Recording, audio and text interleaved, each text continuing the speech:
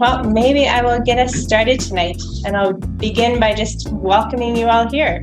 Saturday night in June. I thank you for spending your time here with us.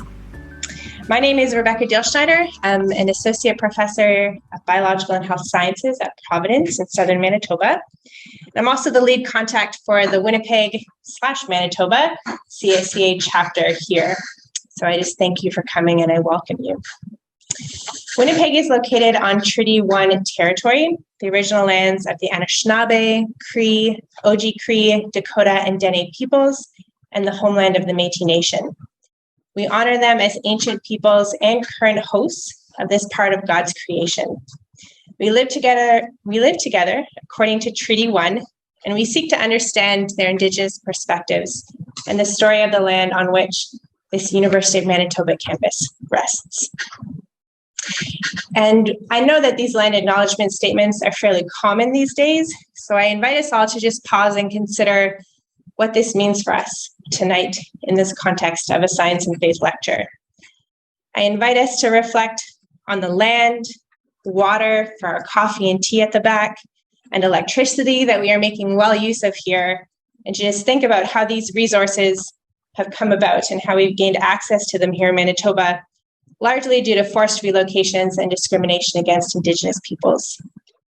Certainly at the hand of our settler governments and Christian churches, Indigenous peoples have suffered and still face significant challenges today. I think it's important to acknowledge these facts given our Christian topic of the evening. This lecture is part of a past president lecture series. It's actually the conclusion of this lecture series, so you're coming in right at the finale here tonight. This past president lecture series is in one of the ways we are celebrating the 50th anniversary of the Canadian Scientific and Christian Affiliation, or the CSCA. 50 years, that's a big milestone. This affiliation is a fellowship of scientists like myself and Janet Warren here, and those interested in science, who want to understand how science should best interact with the life-giving Christian tradition. The CSCA is committed to providing an open, respectful, and welcoming forum for discussion. The annual meeting of the ASA, which the CSCA is a part of, is happening just around the corner at the end of July. And so I invite you to take a look at this annual meeting, and it should just be a really good time together of academic discussions on the topics of science and faith. This group has been a particular blessing to me, so I invite you to check them out, either by reading their pamphlets at the back, taking a CSCA pen. They work for years. Those pens are decent pens. And checking us out online, csca.ca. You can sign up to hear about future events, both locally and online events on Zoom across the country. So you can stay tuned for more information. Lastly, let me introduce our guest speaker for this evening, Dr. Janet Warren. She earned a Bachelor of Science in Psychology from McMaster, a Doctor of Medicine from the University of Toronto, a Master's in Theological Studies from Tyndale, and a PhD in Theology from the University of Birmingham. She currently lives in Hamilton, Ontario, where she works part-time as a family physician and part-time as an independent scholar in theology. Her medical practice has included extensive experience in mental health care and psychotherapy. She teaches and researches various topics in the field of psychology, theology, and especially their intersection. Janet has published 4 books, and I'll highlight 2 of the most recent ones here. Recently published All Things Wise and Wonderful, a Christian understanding of how and why things happen. And she edited a collection of essays, which you see on the right, entitled Singing into Splintered Spaces, The Rhythms of Mission and Spiritual Discipline. Dr. Warren was president of the CSCA from 2016 to 2020, and she's graciously agreed to give 2 lectures as part of her past president visit here with us in Manitoba. If you missed her lecture yesterday, don't fret. We recorded it, and you'll be able to see it on the CSCA YouTube channel, along with the other past president lectures. So I invite you to check those out. The lecture tonight is really the keynote lecture where we will hear some of her past president perspectives on this science and Christianity topic. So without further ado, I invite you to join me in welcoming our guest speaker, Dr. Janet Warren.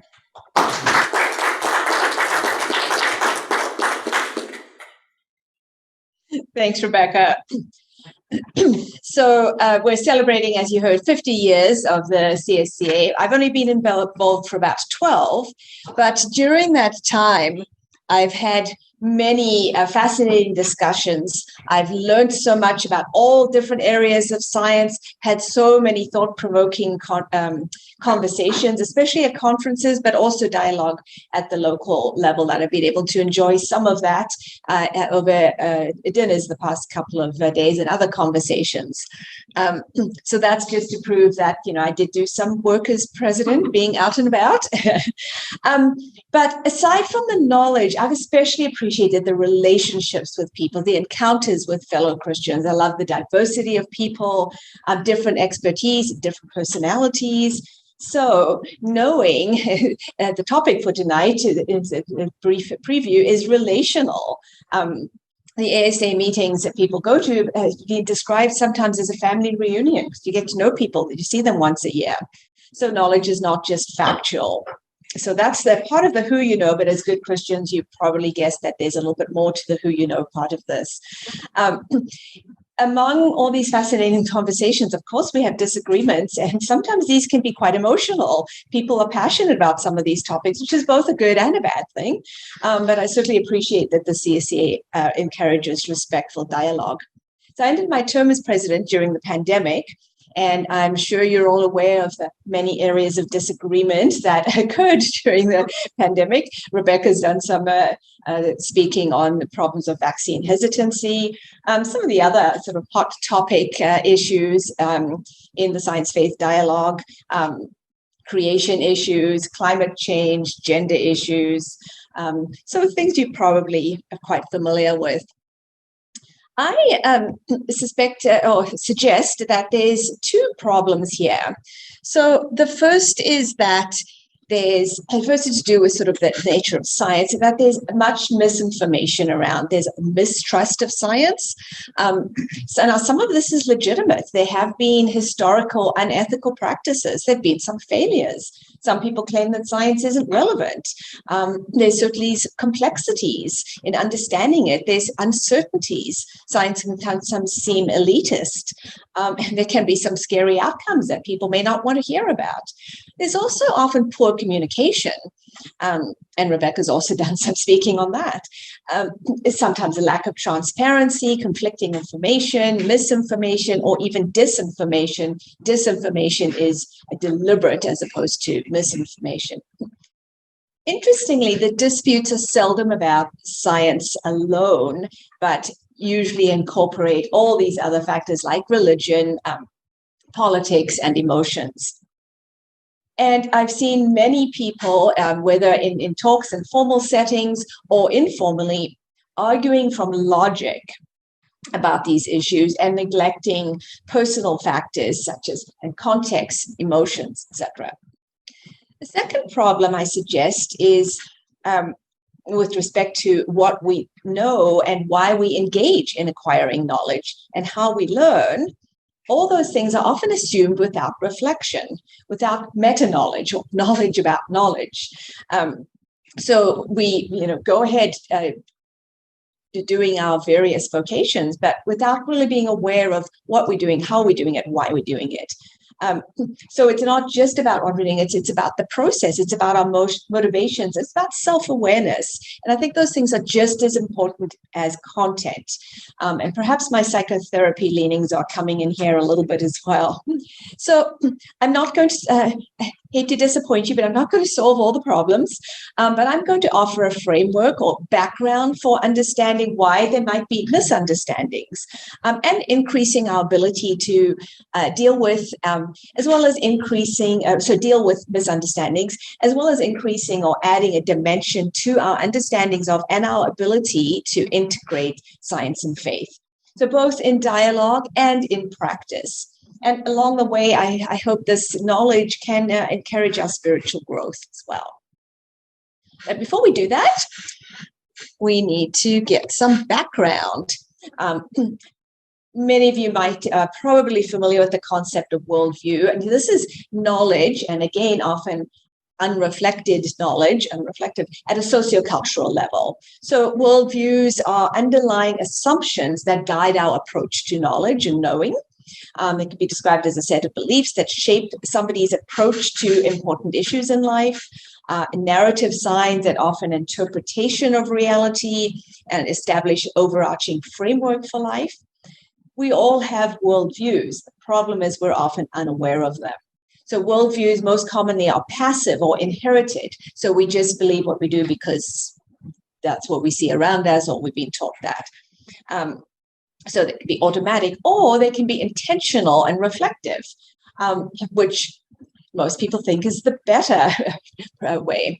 A common example of a more intentional one would be among Christians would be conversion to Christianity. So that would be a large change in a worldview where somebody is very conscious that and aware that they are changing their worldview. Worldviews are reflected in our daily life, the books we buy, the shopping we do, what we watch on TV, etc. They very much relate to our identities. They shape our motivations. So worldviews can be descriptive, describing the way they are, as well as prescriptive, so describing how we ought to be and what we should do. They talk about core world aspects of a worldview and peripheral aspects. So core ones are the non-negotiables, the peripheral ones are less important. Worldviews function to determine our priorities, our values, explain our faith, assess the meaning of events, sometimes justify our actions. They're often, as I meant, very difficult to change, and it's often difficult for people to recognize that others have different worldviews, and this comes out quite often in the science-faith dialogue. Worldviews seek to ask 4 basic questions, so relating to identity, relating to our context, relating to problems, and these can be problems at a broad level or at a smaller level, and then relate to solutions or approaches. So in terms of historically and in contemporary life, it's helpful to recognize some of the different types of worldview as well as sources of our worldview and ways our worldviews have been influenced. So in the ancient world, which of course is the world of the Bible, ancient worldviews were very magical and religious. Things were said to occur at the whims of the gods. The ancient world didn't have science as we know it today. They certainly were able to observe the world around them, but they interpreted it according to their magic and polytheistic views. Frequently, ancient worldviews used metaphorical language. So when we see descriptions, as in like Psalm 19, of God pitching a tent for the sun, it's highly unlikely that ancient people actually thought that God was doing that. So the language was very metaphorical. And another example with pitching a tent is the terms for heaven in the Bible can have at least 5 different meanings. It can mean like the literal sky that we see, or it can mean a parallel reality or realm or kingdom. Skipping forward briefly, because otherwise we'd be here all night, during the Enlightenment period, worldviews very much shifted, and this is where scientific rationalism came to the fore, empiricism, literalism. So this idea that everything could be figured out, observed, and we could have all the answers. Science was the answer in many ways.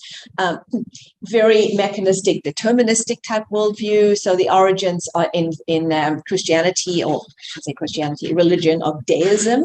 So this idea that sort of God is a clockmaker, winds up a clock in creating the world, establishes the laws, and then lets the universe run on its own. Deism in various forms is still around today, and it's important to recognize it when you hear it.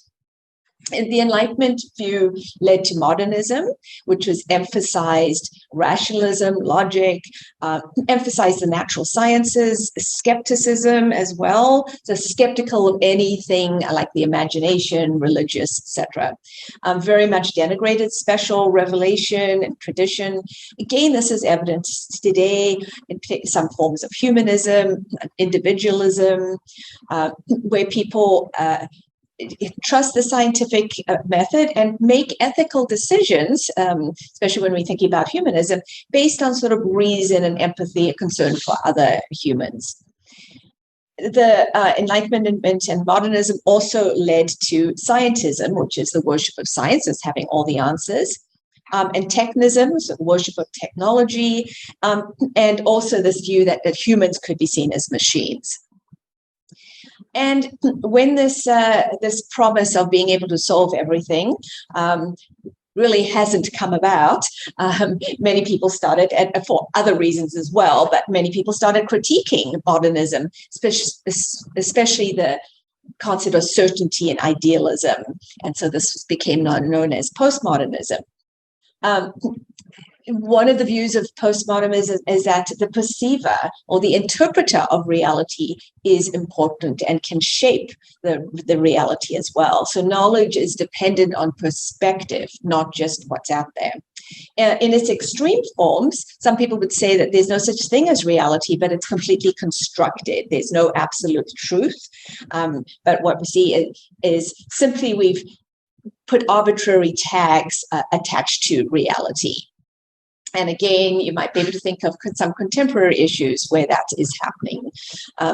So it also relates to anti-realism, as I mentioned, or nominalism. So things are only named, they aren't actually real. I would say there are, before we dismiss postmodernism entirely, I think there's some benefits and some positives out of it, particularly the critiques of the certainty and idealism that we saw with modernity. I think the importance of perspective is a helpful point from postmodernism, although they often take it to an extreme. So the downsides of it, I would say, is that this idea that there's no such thing as truth, or at the other extreme that all truth is equal. So your view is just as good as my view, and there's, which of course, as you can imagine, this leads to trust in any area of expertise. And again, I'm sure you've seen this happening.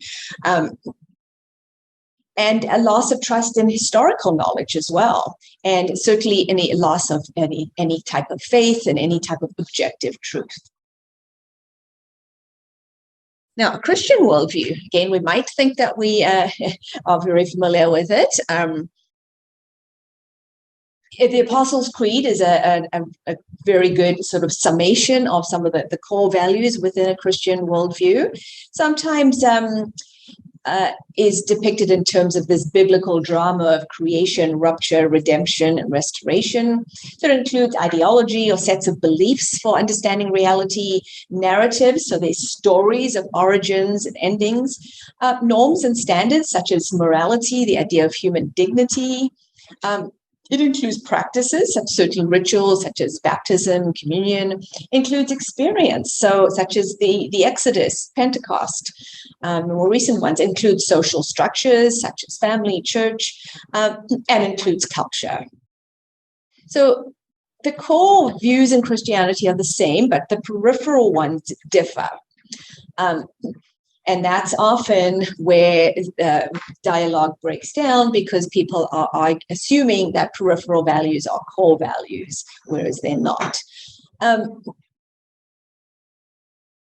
Faith is not just a body of knowledge, and this is where a Christian worldview is quite different, because a body of knowledge doctrine could be seen as abstract, whereas God is concrete. Jesus is a living person. So spirit can be, our spirits can be oriented towards God, which of course motivates us towards spiritual transformation. Christian worldview impacts our knowledge, impacts our motivations for acquiring knowledge, particularly evident in the so-called creation mandate of Genesis 1:26-28, where we are called to investigate and care for the world. Our Christian calling is to image God faithfully, to exercise responsible stewardship. And of course, the Christian worldview also includes the concept of sin that I talked about yesterday. And of course, it tells us that we only have access to a world that is tainted by sin. We will always see through a glass darkly. Sin can lead to distorted reasoning and logic. It can lead us to idolize rationalism. It can lead to distorted emotions and distorted fulfilling of the creation mandate, which can then lead to misinformation or even misconduct at times. And a brief summary of the science-faith dialogue. There's lots being discussed and written about, and so this, like I said, very brief, but understanding some similarities and differences between science and faith can help. So science is both a methodology and a body of knowledge. I see it as a way to understand and know God's creation. So science answers mostly what and how questions, how things work in God's world. Faith certainly has a cognitive dimension. There's history, there's documentation, but it also has an emotional, mystical element as well. So we can be certain of what we do not see. We can talk about knowing God. Christianity answers mostly why questions. Why do things happen? Not so much how they happen. But it also, as I mentioned, has a vocational aspect to it in that we are called to care for and develop God's world. So both of them rely on cumulative knowledge, tradition, reason. Both of them make generalizations. Both include doubts and some disagreements. Both have uncertainties in them, which is a cause for humility on both parts. Both of them offer partial views of reality and mostly recognize that all experiences is interpreted and embedded in context. Both can use analogical models to help order and explain observations. And both actually recognize that often more than one model is needed for understanding. So we might remember the picture of the blind man and the elephant that I showed yesterday. We need these multiple models. Both of them deal with diverse areas, including unseen realities. Differences, of course, is in terms of methodology or epistemology, how we know. Science uses reason and knowledge. Faith uses reason plus revelation, knowledge of God. Motivations are going to be different. Christians, as I said, are motivated or endeavor to be faithful to biblical teachings. Christians focus on ethics, not that other scientists don't, but and Christians, and I think we often forget, we have the indwelling Holy Spirit who offers insight and guidance. And this is just an illustration of some of the different perspectives between science and faith. Both are correct.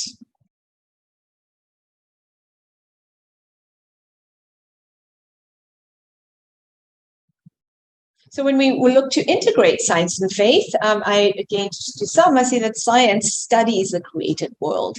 And science, I think, is always going to be a lesser discipline, however, than Christian faith. However, the two can, I think, inform one another. So again, so theology can challenge science in terms of helping understand ultimate meanings, explanation, responsible use of technology, human dignity, the sacredness of life, etc.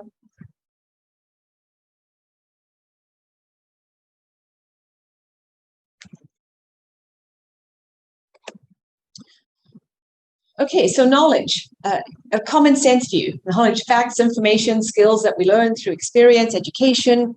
Knowledge can be theoretical or practical. It can include knowing a person, as I mentioned. Knowledge can relate to this concept of purpose. Why we want to know it can help us understand like the function of knowledge. Knowledge, the acquisition of it can be selfish or selfless. And again, the why we want to know, our motivations for knowing will affect that. Generally, philosophical categories talk about different types of knowledge, so propositional or factual knowledge, which is knowing that. Procedural or skills type of knowledge was knowing how. Locational knowledge, knowing where. And acquaintance or personal knowledge, knowing who. So we mostly focus on the propositional or factual, or the knowing that type knowledge. And there's two general types that are described. So the first type, which is the most common and that we're most aware of, is the rational, explicit, empirical type of knowledge. So empirical means it's based on observation, or propositional, which is based on logic. It's tangible, it's generally accepted, it can be justified, it can be supported by other evidence. The second type that people are less aware of is non-rational knowledge. Now, that's not the same as irrational.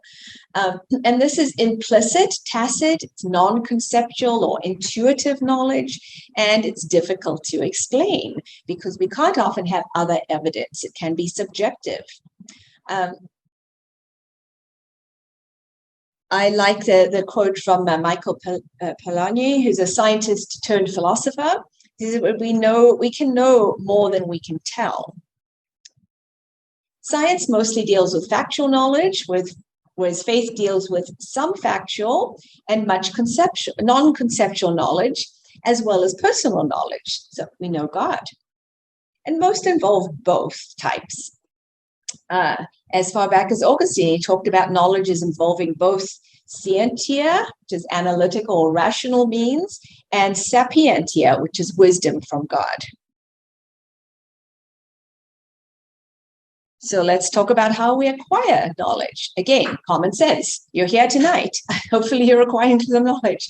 Education, experience, reason, trust in experts. We can't all, travel everywhere in the world, but we can trust that places exist because other people have been there and documented it. So we rely on others who have reasoned or experienced in the past. And perhaps even encounter is a better term than acquire some knowledge. So philosophy talks about the types of the sources of our knowledge. So perception, observation, experience, empiricism, memory, which is based on our previous experiences or previous perceptions, observation, etc. And then testimony or authority, which is the experience of others I mentioned, intuition or hunches, which we talked about in terms of non-conceptual knowledge, and reason, which could be propositions, logic, education, or deductions based on previous experience. So how do we figure out if our knowledge is accurate? And this gets very briefly into sort of some theories of truth.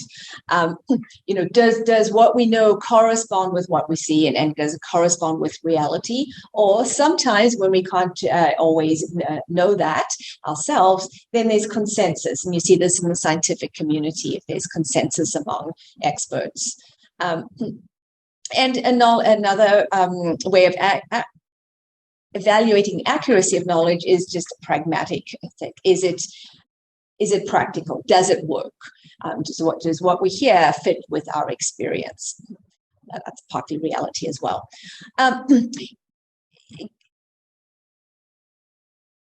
Looking at perception or observation specifically, there's different approaches to this. So the one would be naive realism, where we say that we see what there is. What there is, that's what we see. And so objective reality is just as is. The problem is, and this can be a common error in the science-faith dialogue, that's not always the case, that what you see is what you get. There's many complex situations with it. I mean, sometimes that is the case, but not always. I mean, even right now, you might see a table, but if physicists would know that there's a lot more happening within that table. At a subatomic level, etc. The other extreme we talked about was anti-realism. So there's no such thing. We're just putting labels on things, but they don't really exist. So what's generally, and of course that's not compatible with a Christian worldview either, where we believe there is absolute truth. There is a truth to guide our actions, our morals, etc. So the better approach is this idea of critical realism. So the thing known is something other than the knower. So there is an objective reality out there, but the way we know our access to this reality is only through dialogue between the knower and the thing known. So perception is important. We bring our own selves to what we know and how we acquire knowledge. And this, most of those working in the science theology dialogue use this approach.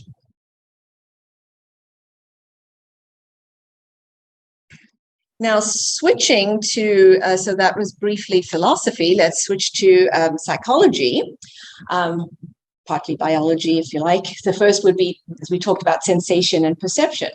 Again, this is not simple. So it's estimated that our unconscious mind-brain takes in more than 1 billion pieces of information every second. But the conscious mind only glimpses about 1% of what the brain receives. And I mean, this is a good design. We would be completely overwhelmed if we were receiving that 1 billion pieces of information. So we select and we interpret our knowledge of what we see depending on our prior experience and our specific context. And in the science fields, you may have heard the term that all data is theory laden. So you don't just come across things, you're bringing your own theories to it. Second aspect from that's helpful from psychology in terms of how we acquire information, as well as making decisions about truth, is from cognitive science, specifically what's called dual processing theory. And got the left-right brain thing there, but note that this is a conceptual thing. There's not correspondence with brain areas for these two systems. So just to be clear, I mean, there's some rough correlation, both right and left brain, but there's so much intertwining. So just be clear that it does not map onto the brain. So the first type of cognitive processing is the quick subconscious automatic processing. We are able to process multiple pieces of information simultaneously. We make associations based on our experience and the first things that we perceive. Uses intuition, emotion, imagination. So we run when we see a bear. We don't stop and analyze and think about it. Good thing. We can easily recognize familiar faces. The second one is a slower, more conscious level that relies on logic and reason, requires some effort, requires sequential processing. And this is what we commonly call thinking. Because the other one is also part of thinking, but it's so quick we don't realize that it is. Most scientific knowledge is acquired through this system, through logic and reason. And ironically, we use rational processes to study non-rational ones. As I mentioned, the two processes aren't intertwined. So some processes begin as logical, but become automatic with practice. So driving is a common example. You have to think about it when you drive it. Then I suspect most of us, and we don't like to admit it, but we can all drive being quite zoned out and not really knowing what's going on. And yet it works, right? Reading is another obvious example that starts logical with the logical process and becomes automatic. Some processes appear ultra-rational, but they have intuitive components. And people don't like to hear this, but practicing medicine is an example where you're basing it on familiar things. Editing a book is another example. So much of our daily functioning involves this interaction between the interplay between the two processes. We tend to process information holistically, and we easily transfer knowledge from one situation to another. Pattern recognition enables us to recognize food as food, or the letter A in many different sizes, fonts, orientations, colors.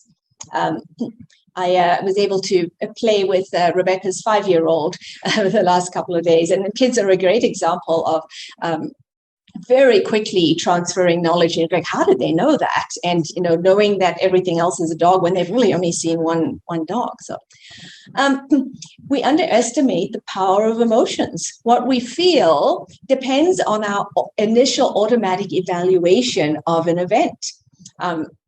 Briefly, this is called appraisal theory in psychology, but it has implications for the science-faith dialogue. We underestimate the power of intuition. There's many fascinating stories of discoveries, of scientific and medical discoveries occurring through intuitive processes. The one most people know is Newton watching the apple fall from a tree, which inspired helped them develop the theory of gravity. There's also the multiple psychological studies that have confirmed this. And it wouldn't be a Science Faith talk without a quote from good old Albert Einstein, who was able to recognize the importance of intuition.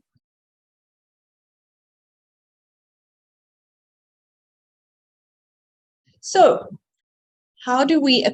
what are some theological perspectives on how we acquire knowledge?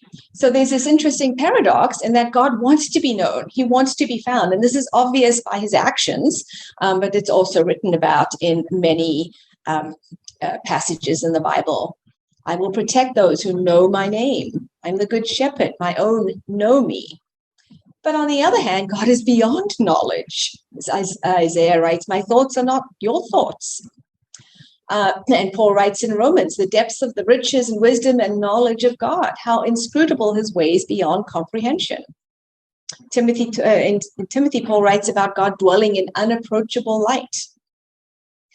Through spiritual revelation, and God reveals himself, and he reveals himself through the Bible, through nature, through his creation, and through spiritual experience. And spiritual experience, of course, is a type of non-conceptual knowledge.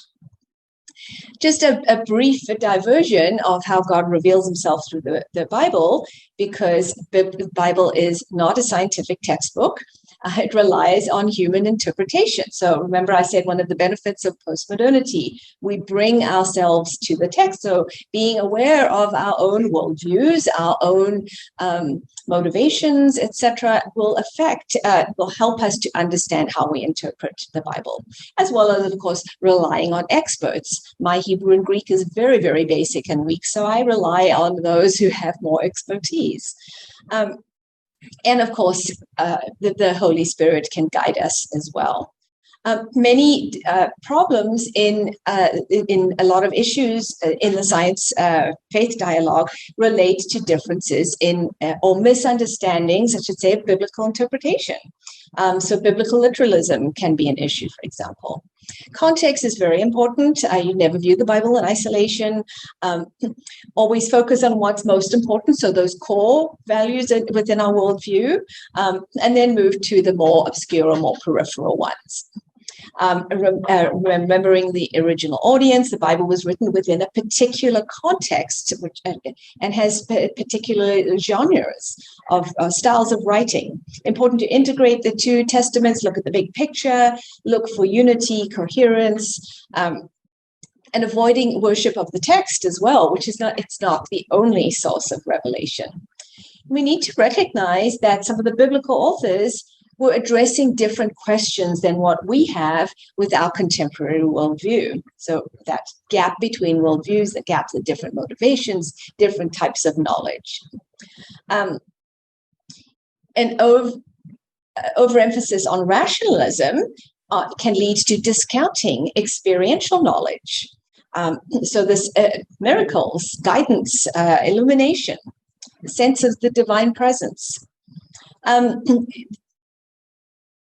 Aquinas, again, as far back as the Middle Ages, said we have an immaterial mode of understanding. Martin Buber, a Jewish philosopher, is helpful in saying that we can only know God through our relationship with him. The concept of mystery, I think, is helpful as well. Revelatory mystery is very different from investigative mystery. So investigative mystery is what we see in science, where there's a problem to be solved and understood and overcome. We focus on what is unknown. Whereas the revelatory mystery in Christianity, we focus on what is known. Mystery in the Bible is an invitation to relationship, an answer to be accepted. And many of the biblical usage of the terms translated as mystery, there's a purpose that God has revealed. Rudolf Otto talks about the mysterium tremendum et fascinans. Give my poor Latin. So this numinous mystery of the Holy God can be experienced in two ways, either as an attraction, something fascinating we're drawn to, or an object of fear, something terrifying. And again, we see this a lot in biblical stories. God is outside of reason, but not beyond reason. So even though he's beyond knowledge, he can be known. And again, I think we can interrelate these. Doctrine and mystery can go hand in hand, but we require reason, intuition, emotions. So we need this balance between avoiding naive acceptance of mystery and saying, oh, we can't know anything, it's a mystery, versus excess rationalism. Well, we can just analyze and know it all. This concept of faith-seeking understanding, which is associated with Augustine as well as Anselm. So the faith is the priority, the primary source type of knowledge, and then the understanding is secondary. Another helpful analogy is that of the sun.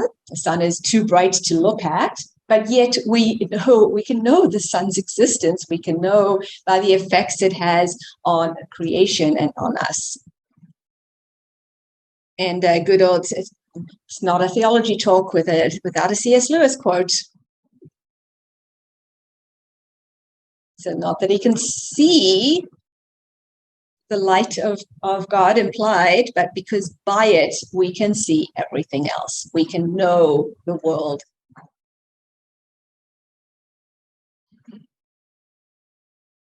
However, knowledge has limitations. So there's philosophical, linguistical limits, language, problems of definition, problems of precision. Language is always changing. There's assumptions. It's very difficult to communicate non-conceptual or tacit knowledge. Knowledge can be propositional or it can be metaphorical, which is common in the Bible. This concept of evaluatism is helpful in that there can be some disagreements, even about facts, that arise from differing values, and therefore they cannot be resolved as factual disagreements. Again, important in the science-faith dialogue. A lot of interesting philosophical paradoxes. Is a person standing in a doorway inside or outside of the room? And then another one, the sentence is false. Some scientific concepts are very difficult to understand. Think about nothing right now. So infinity, zero, nothing, multidimensional space, subatomic particles. Also this limits of knowledge in terms of our experience. So philosophers talk about use the term qualia to describe experiences that we all know, but we cannot explain. So, we can see a rose, we can describe it, we can analyze it scientifically, etc. But there's so much more to it than just the scientific knowledge. Spiritual experiences, I mentioned, that are difficult to explain logically. The mystery of suffering is another one. Science, of course, also has limitations. And I'm just noticing my time, so I'm going to move quickly because I'm going to. We all know that. So knowledge always changing.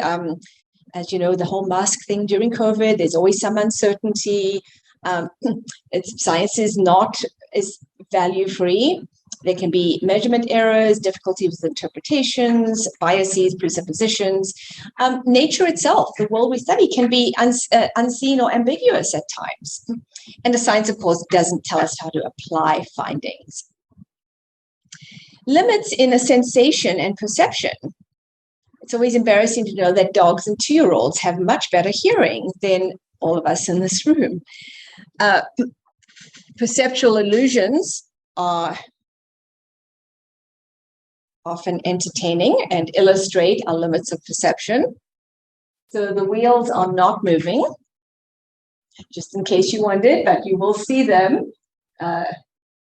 normally through your periphery. If you focus on one, you'll see the other one is moving. The Stroop illusion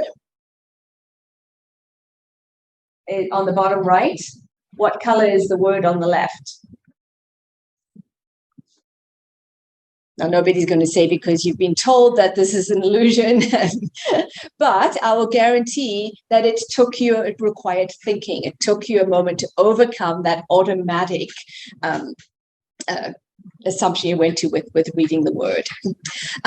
So cognitive limits are mostly related to our automatic processes. And because they're automatic by their nature, we're unaware of it. So what we know, as I mentioned, influenced by our emotions, subconscious processes. We're prone to cognitive biases. We like meaning and agency. And by the way, I've got if you're really interested in this, my book on the understanding how things happen within the during the using the COVID-19 as an example, goes into this in a lot more detail. So we like to have things make sense. We like to feel in control. And again, we saw this a lot in COVID. And climate change denial, a lot of it is not based on facts, but it's based on feelings. It's based on fear. It's based on not the fear of uncertainty, the fear of the future. We tend to be cognitively lazy. We don't want to do the work of thinking. So we will favor information that's just readily available, retrievable, familiar, recent. We all know the examples of people who won't fly after a plane crash because it's in their mind. And these days with media, it's all over our media feeds. Studies have shown that words that are written in bold, or if they're easy to pronounce, or if they're rhyme, they're judged as more credible than other types of words. Nicholas Taleb, in his book on the Black Swan, you may be familiar with, recommend, again talks about how we favor personal, narrated, and tangible things. And another talk, which you'll find on YouTube, we had at our Hamilton chapter, with John Hilber, I learned about relevance theory. And this is related, although it's come from a different angle because people don't talk to each other for some reason. Cognitive scientists and philosophers don't. Anyway, they say the same thing. So when a hero following the path of least effort arrives at an interpretation that satisfies her expectations of relevance, in the absence of contradictory evidence, this is the most plausible hypothesis about the speaker's meaning. So, I mean, it's saying, a little bit more, but basically, as soon as we find an easy solution, we don't look any further. We have great difficulty understanding statistics. And again, COVID is a good example. So, quick quiz. Which birth order is more likely? Who thinks A? You're not being graded. Who thinks B? Who thinks C? Who thinks none of the above? Yeah. It's a bad audience. So in studies with normal people, people will judge A to be more likely, whereas in reality, all three are equally likely. The reason being is that we ignore the law of large numbers. So it's only a sample of 6, and so that could easily happen. But again, our minds want to have things be neat and orderly. Anybody familiar with the Linda problem? You read it briefly.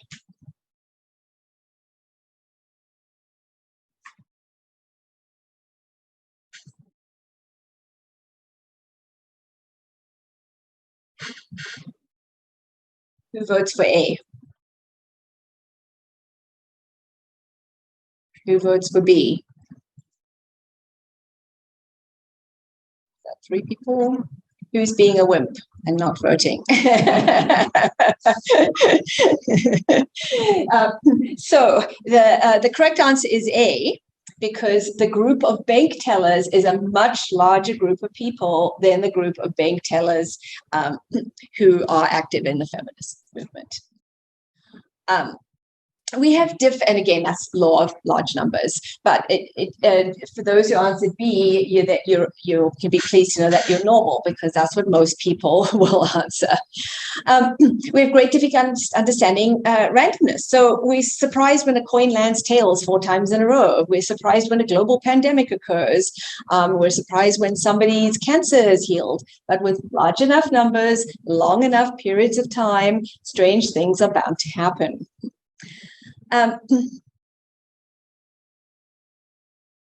Feelings affect our knowledge. There's a study that showed people sitting in a warm room expressed more concern about climate change than those who were sitting in a cold room, even though they were given identical information. Okay, so it's not about facts, it's about feelings. If we listen to somebody that has a pleasant voice, we're more likely to believe them. When our own mood is good, we're more likely to accept information. If what somebody says reduces our anxiety, we're more likely to believe them. As I mentioned, we dislike uncertainty. As I mentioned yesterday, uncertainty to a degree can be beneficial. It promotes resilience. We like to resolve any cognitive dissonance quickly. So we don't like a mismatch. We want to be liked. We want to fit in. We're often influenced more by friends than by facts. So social identity theory from social psychology talks about that our sense of self is dependent on our identification with a group. Again, this is common in one of the common issues when there's problems in the science-faith dialogue. And you may be familiar with a lot of psychological studies on how easily we conform, change our beliefs according to other people. Our knowledge is also very self-serving. Our knowledge of self is misguided. We're prone to self-deception, which I talked about a little bit yesterday. We hate being wrong. We're overconfident. There was an interesting survey on obedience to the 10 Commandments, and they found that respondents typically considered themselves to be twice as obedient than everyone else. We tend to be blinded to any new knowledge. Hindsight bias is common. Oh, yep, I knew it all along.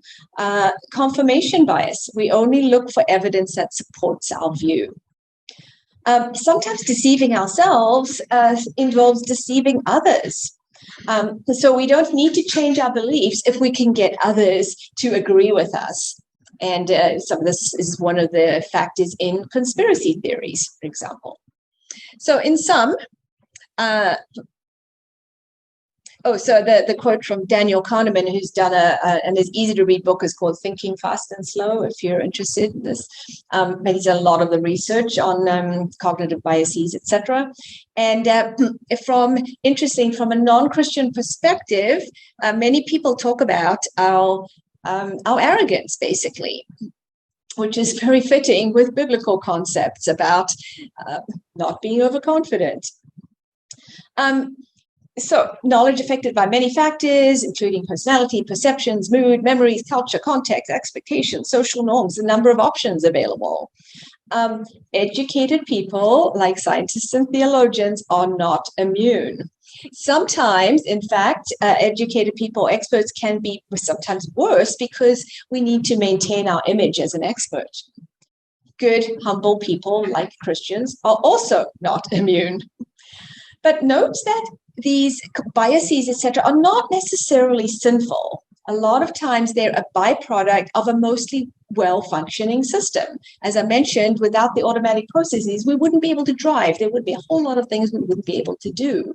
But most of the errors occur because we're using the wrong system or for the wrong situation, or we're not aware of it. And the sin is when we fail to recognize our limits or when we are self-serving, overconfident. So as I mentioned yesterday, sin's complex, intertwined. So what do we do with this? So remember, the fear of the Lord is the beginning of knowledge. And along with fearing the Lord, we also need to realize we're all very confused and we really don't know very much at all. And if hopefully you've got that so far from the talk. And yes, I'm also aware of the irony of talking about knowledge with my own limitations, etc. So how can we apply what we know about knowledge to our conversations and our work in science-faith dialogue, as well as in our vocations, whatever they may be, as Christians serving God? So as always, I would want to put faith first. We need to have bold, faithful hope in filling our callings. Spiritual practices can be helpful, listening for the voice of the Spirit, and not just seeking knowledge, but becoming the kind of knower that God wants us to be. embracing mystery. So this is where we focus on who we know. All our knowledge and understanding should be based on our relationship with the triune God, relying on the Holy Spirit to guide us. Interesting discussions of what types of knowledge is superior, and I've hinted at this. And back to Martin Buber, who talks about, and Kierkegaard as well, talks about that encounter type of knowledge is better than empiricism. So he talks about I-thou relationship, which is encounter, versus the I-it relationship, which is a more objective type thing. So he says personal knowing is primary and scientific knowing is secondary. Science investigates an object, and quite often for the sake of using an object. Whereas personal knowledge involves intimacy and should never be for using. The purpose is to be changed by the other. Transformation of the knower versus acquiring information of a thing. Buber claimed that the most authentic state of being is our response to God in prayer. So that's like the true reality, if you like. Kierkegaard similarly says that science is always approximate. Faith is real, where the subjective seizure by God is real and immediate. And truth actually requires faith. Truth is biblically a person, as John talks about, not a scientific fact. We can also talk about the concept of comprehension, which is a knowledge of a fact, versus understanding, where you stand under or you submit to someone. So we can improve our practice of science and our engagement in the science-faith dialogue through being aware that relational knowledge is primary. We can focus on the I-thou before the I-it. And of course, we can always encounter the thou through our study of creation as well. So all of us, and perhaps intellectuals more so than others, can get bogged down in rationality and logic, forgetting the mystery and majesty of our creation. And notice that this doesn't mean that there isn't a place for reason. I mean, there can be legitimate disagreements among faithful believers, but just a caution about overemphasizing reason, which can then lean towards scientism. So we need to have this sort of tension, but not a compartmentalization between reason and faith, but holding a tension between fulfilling the creation mandate, responsible examination, and acceptance of the mystery and the relationship. And of course, remembering the gifts of the indwelling Holy Spirit who guides us in all truth, and to give God the glory in all that we do and say. Secondly, of course, is humility and self-awareness. So recognizing our place in creation, recognize who we are in relationship to God, our overall purpose, loving, honoring God, and our specific role, whether it's working as a biology professor, for example, or our own contribution to fulfilling the creation mandate. So being aware of why we do what we do can be helpful. Calvin is helpful in this, and he talks about, and that's a quote at the bottom, knowing God is intertwined with knowing ourselves. So encountering the Lord leads us from self-deception to self-awareness. When we need it, honest, humble repentance, continually reorienting our hearts and minds. Are our motivations sometimes selfish? How have we contributed to miscommunications in the science-faith dialogue? In being self-aware, recognizing our own background and context, our own worldviews. How has our own experience shaped our worldviews? How do we view the science-faith relationship? Are we influenced at all by scientific rationalism? Are we influenced by biblical literalism, postmodernism? What are our core beliefs versus what are our peripheral views? Where is our identity? I suggest to people sometimes attend a completely different denomination, Christian denomination, just to help get perspective. We can learn from philosophy as well. What type of knowledge do we prioritize? Can we balance scientia and sapientia?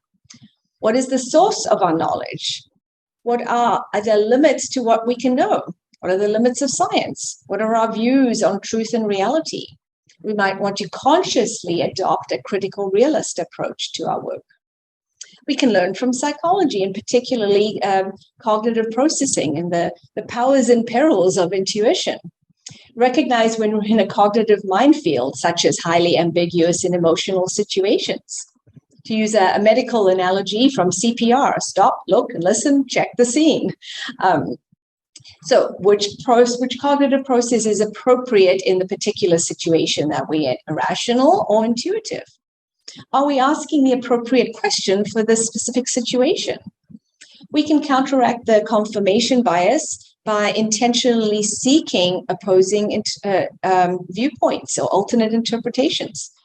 It's helpful to reframe a problem or question, engage in exploratory rather than confirmatory thought. And at times recognize when we need to give up and let go. Now, I'm sure many people who practice science do these things already, but you might not be aware of why you need to be doing those things.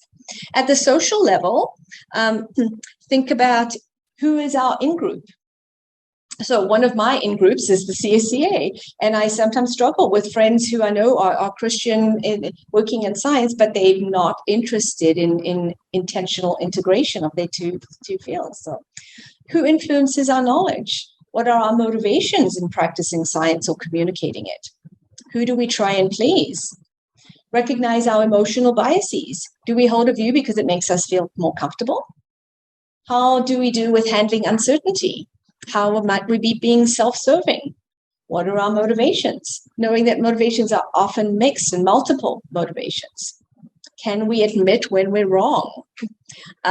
One of my favorite novelists, Canadian mystery writers, Louise Penny. Yes, no? Oh, highly recommend if you like mystery. A very deep writing, but highly readable. Anyway, she talks about 4 sayings that lead to wisdom. And again, this is not a Christian perspective, but because it's very compatible. So I was wrong. I'm sorry. I don't know. I need help. So admitting where we're wrong, recognizing what can we learn from theology, biblical interpretation guidelines, priorities, limits. Think about a certain topic. Does the Bible address this topic, or are we trying to read something into it? Do we instead need to look for general guidelines and principles to help us with a certain issue? Consider different interpretations. So be intentional, cultivate spiritual maturity, holiness, wisdom, and be part of spiritual communities, which is the next aspect. So faith communities can give us support and help us be accountable. Science communities can help us in having multiple perspectives. And there's the blind man touching the elephant, that each have different perspectives. In dialogue, listen, be genuine and gentle, focus on the relationship. Above all, clothe yourselves with love. Practice intellectual humility. Recognize the worldview of your conversation partner. Know where they're coming from. That can guide and frame our conversations. Look for areas of commonality. Recognize what's a core belief versus a peripheral belief. Recognize what type of knowledge the conversation is addressing. Look for cognitive biases. And improve communication. And I know Rebecca has talked about this as well in terms of acknowledging errors, acknowledging the complexity and uncertainty, using the language of possibility and alternatives, things like it's not clear, well, Christians might disagree of this, and again, knowing when to walk away.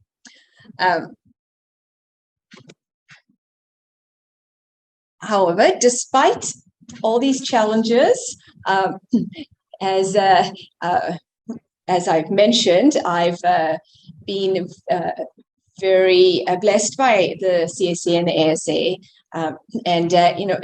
I think we should embrace the science faith community and promote integration and dialogue between science and faith. So on that note, I've sort of come full circle from when I talked about my benefits from the CSCA community. And even though I'm a past president, I don't tend to disappear. So those are pictures from last year's conference. And I would encourage you to attend this year's conference where you can put everything you just learned into practice. Thank you.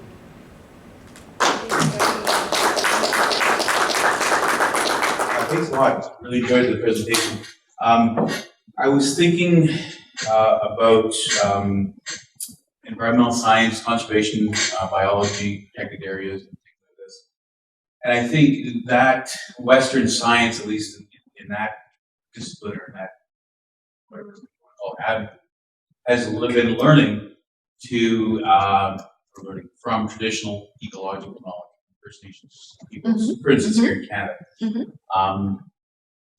And we see it now, going and building Walmart, environmental assessments, and part of that assessment is going to have to involve a traditional ecological component, mostly. So it's a good example of how secular Western science has moved a little bit, at least on paper, away from scientism and just looking at one form of knowledge. I'm trying to think how secular science, Western science, would ever take that approach and say, okay, let's look towards Christianity, and how can it inform a secular, well, I don't say secular, but a decision like that. I don't know if you have any examples, maybe from medicine, maybe there's some good examples. Right. So your example was how environmental scientists are considering knowledge from Indigenous people for Correct. Understanding ecology, and how we could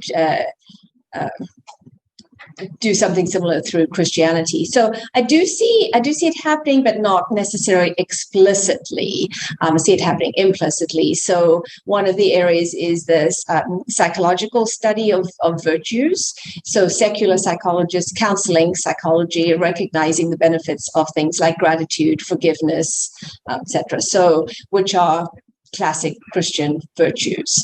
So implicitly, but not necessarily. I can't think of any explicit examples.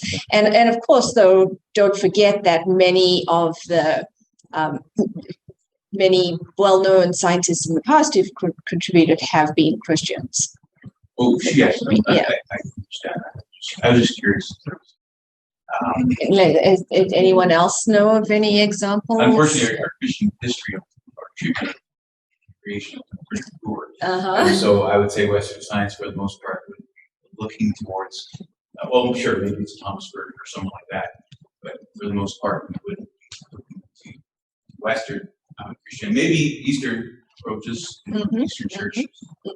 Anyways, thanks for your answer. But that would be a good dialogue point, right? Sure, and a good example of the repentance that's needed for Christianity, who have not always taken good care of the land, etc. Thank you for an excellent presentation, first of all. I want to touch on something that's maybe a little bit peripherally relevant to the gentleman's point, but kind of broader and focused on what you talked about in terms of the various epistemologies and how you went through the history of how we know what we know. And, science, we generally kind of conform to an evidence-based, kind of that critical realist perspective, positivism, establishing using empirical methods. How do you see the threat of these new postmodern epistemologies and social identity theory as maybe fracturing society in certain ways? And what responsibilities do we have as scientists and Christians to maybe counter that or provide a counterweight to that? Well, the biggest thing I would say, and maybe it's only a first step, but the biggest thing I would say is awareness. They've done studies on bias, particularly implicit bias, and we all have bias. So there's no point trying to get rid of it. But acknowledging it, recognizing it, certainly can mitigate our behavior, our dialogue, our approaches, etc. So I don't know if that helps, but that would be a sort of a general thing. I don't know that we need to throw out all of postmodernism, but be aware of some of the competing types of language and be aware where it's coming from. So yeah, I would say, as I think I tried to sort of sum up a little bit. Being aware and then being intentional and being conscious of what we're doing and why we're doing it. It probably doesn't fully answer your question, but was there a specific example you can think of? Not necessarily. When I mentioned social identity theory, I do think that it kind of creates, with all the various kind of divergent interests and even the creation of new, even academic disciplines and things like that that are highly focused using postmodern kind of methods or critical theories and things. I think that and it's just my perspective, it can be biased, but I feel like it creates a problem of social cohesion, where the universalism of humanity and the idea of seeing us in connection with God. Right. So what you're saying then is a secular worldview is being promoted out of proportion without people being aware that there are alternative worldviews. Sure. So that's where perhaps Christians need to be more vocal about alternative worldviews, alternative interpretations, alternative approaches. Right. Yeah. I really enjoyed so many of the examples that you shared because they just help us understand the terms and the context so much better. And I thought it was so useful that you brought up the example of how people in a warm room accept the realities of climate change and the climate crisis better than people in an air-conditioned room like the one we find ourselves in now. I have been thinking more about this, especially because I was spending some time discussing the climate crisis last weekend and just thinking about the impacts it has on dialogue like science and faith, and how with the warming climate, will this dialogue just keep getting more difficult because they're going to be more agitated and warm and bothered and upset all the time because of our fractured world. And I feel like, even though I think some aspects of the science and faith dialogue are improving, I think with the climate crisis, things could get a lot worse as well. I don't know what your thoughts are. Well, as fears increase, then people are less likely to accept facts. Right. So, that in some ways that might be the case. But remember that study showed that people in the warm room were more accepting of the realities of climate change. So that was actually sort of more on the positive side. But discussing tough topics in a warm room would probably be more difficult. Right. Yeah, this was more, I forget the details of the study, but I think it was more just presenting information and saying whether they agreed or not or something like that. So it wasn't actually dialogue. So yes, you're right. I mean, that would be another study. But very interesting. But again, don't have a dialogue, be aware of the environment, the context, right, for our knowledge, and if we're going to acquire accurate knowledge or not, and the influences. You said that in postmodernism, we all have a perspective. So my question is where does this perspective come from?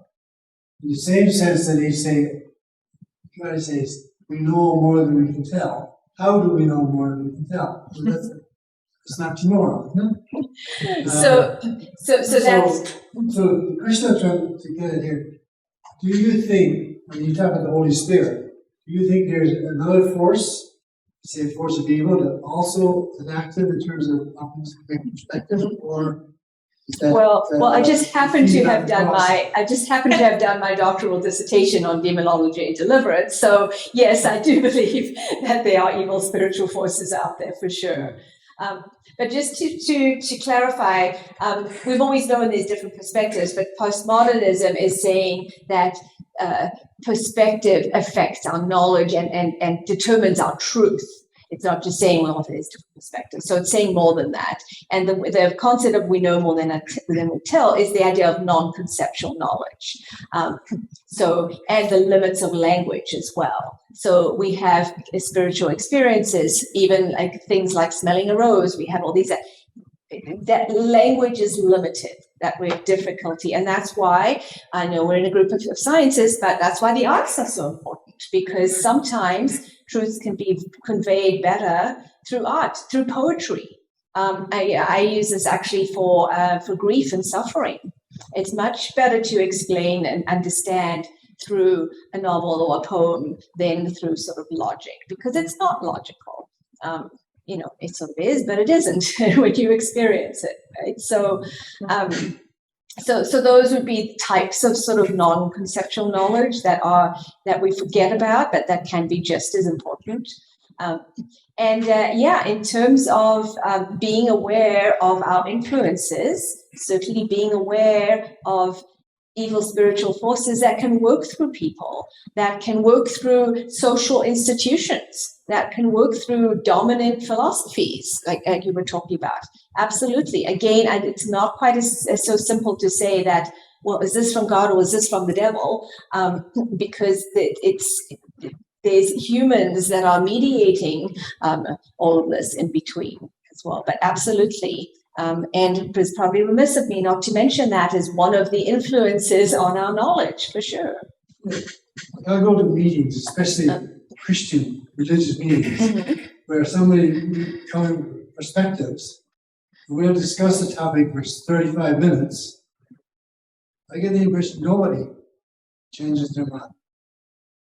And as my son said to me one day, Dad, do you realize that does a fish realize it's swimming in the water? So the question is, what is the water that we're swimming in? And that's exactly the point I'm making. That's exactly what I've been saying, is we need to be conscious of our context. We need to be conscious of what we're doing and where we're going and why we're doing what we're doing.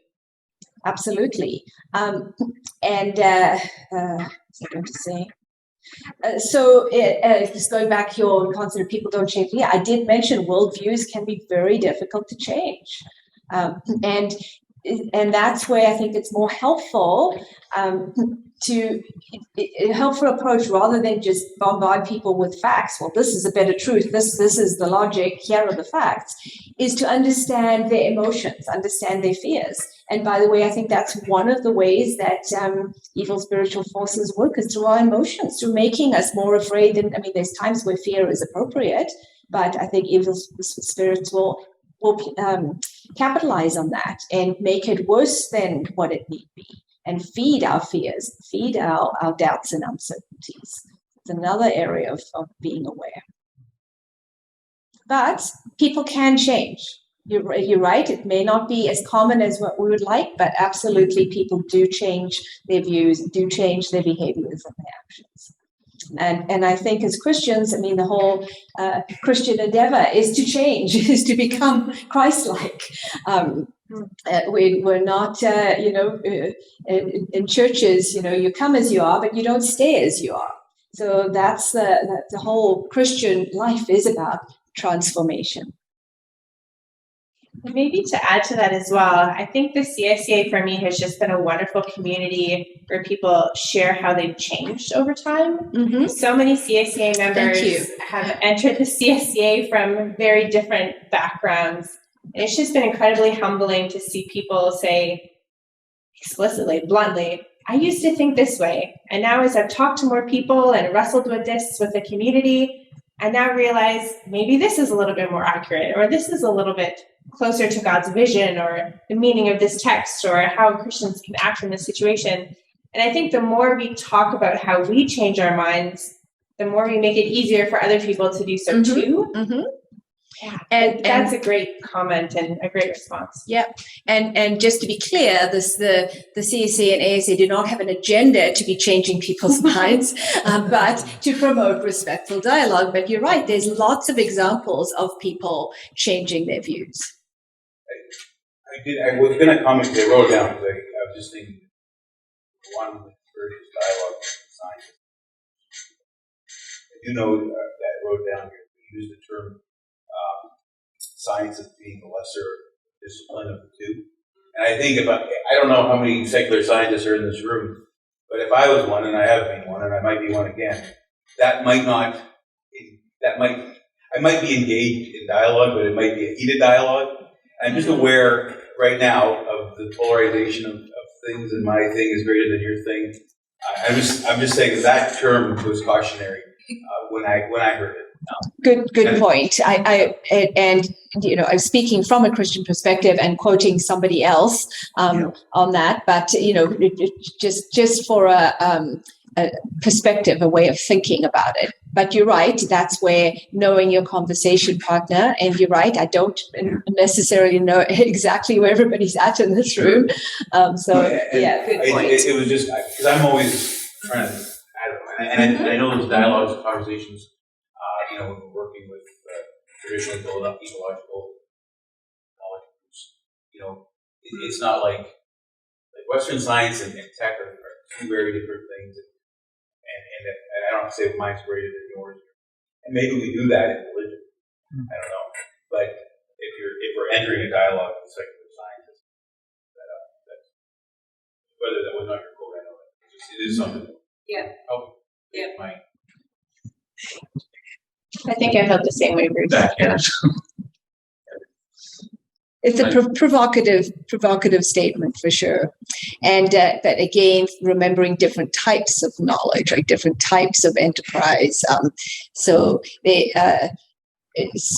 Christian spirituality, faith is a qualitatively different type of knowledge than science. So it's a different comparison than saying, physics is the best science or whatever. So but yes, being careful of the language we use, absolutely.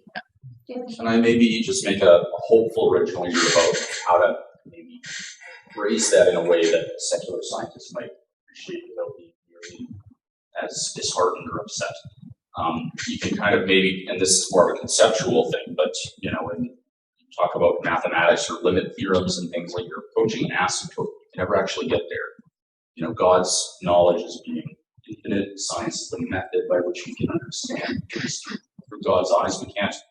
We have our human frailties and limitations. We can't see microorganisms. We can't actually see physical events and things like that. But, you can still have an appreciation and respect for science while still kind of, as you had mentioned in your talk, and it was great, while still respecting the majesty or the mystery of the world and what God's given. So, without going into proselytizing or sermonizing that, maybe framing it as such that there's limits to what we can know, and that the rest is the Christian side of things. Thank you. I like your analogy of the, I never know how to pronounce it, the asymptote. Yeah, like so you can never quite you never quite get there, and that's the limits of being human as well. Exactly. But God is so much bigger than that. So another way to rephrase that would be just to say, from a Christian worldview. Right. According to my Christian beliefs, I would see knowledge of God as being, a primary, and knowledge of creation as secondary. So, just being clear that's from your Christian. Yeah. I'm just curious as to how you stay away from the God of the gaps theology.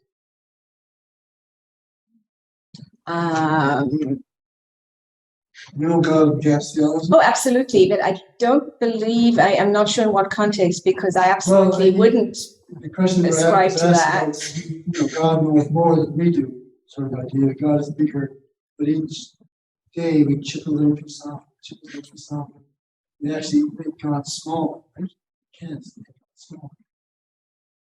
I don't think I was saying that we chip away pieces. I think maybe he's asking about something that maybe you haven't directly talked about, but maybe you could comment on. Oh, that's Oh, okay. Go Yeah, ahead. the asymptote or the concept of Oh, I infinity. see. I see. Okay. From my point. Yeah. Yes, Yeah. Sorry, I wasn't fully understanding, but yeah, go ahead, please. Yeah, I still think that there's those, again, I'm not a theologian, and I don't know the God of the gaps theology, and I'm not extremely well versed on that, but I do feel that that is kind of the dance between science and Christianity. It is, those two things can still coexist very effectively towards garnering human knowledge and appreciation of the world and understanding the world, while still recognizing that there will always still be a gap, no matter what, and that gap is it's a God-filled hole that we can't actually, chasm that we can't actually cross. Whether it's we're talking within the world or the cosmos, right? So, which is different. The God of the gaps theory says that we just use God when there's information we're lacking scientifically, and when we have that information, we won't need God anymore. That's more what the God of the gaps is my understanding. Some people, the God of the gaps, as you learn more, your God gets smaller. But some people, God of the gaps, as you learn more, your God gets bigger. Mm. Take the cell, for example, while we mentioned all that full complex. Sure. Yeah. You know, that gotta be, I suppose, but you tend to think there's an intelligent force that causes creation. And there's multiple different things in there. You're getting into intelligent design theory, touching on it, and the idea of the more I remember when I was a fairly new Christian in med school, and somebody asked, how could you be a doctor and a Christian? I'm going, how could I not be? Because the more I learned and understood, the more I realized, that it had to be a God. So I had that, the more you know, the bigger your God gets kind of approach. I think people with a more rationalistic, scientific mindset might think that the more they know, the smaller the God gets, or the less need they have for God, which would be the more the God of the gaps kind of approach. So in general, being aware of our own experiences, our worldviews, etc. But yeah, that idea that we will never fully arrive, we will never be God ourselves, but that's a different sort of, qualitatively different sort of gap than what's usually used in terms of the God of the gaps theory. So I think we're confusing our gaps here. We've got a few category errors of gaps, and yes, there are multiple gaps. Thank you. Yeah, let's all join me in thanking Dr. Warren one last time.